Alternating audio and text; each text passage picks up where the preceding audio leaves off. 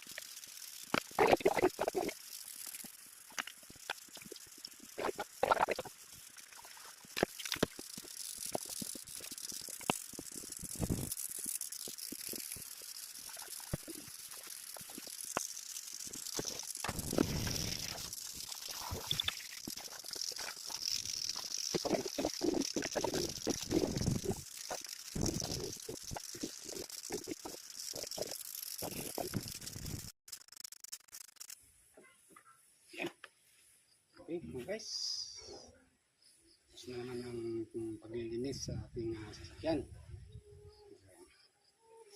Yun lang guys, nandito na lang. Thank you for watching.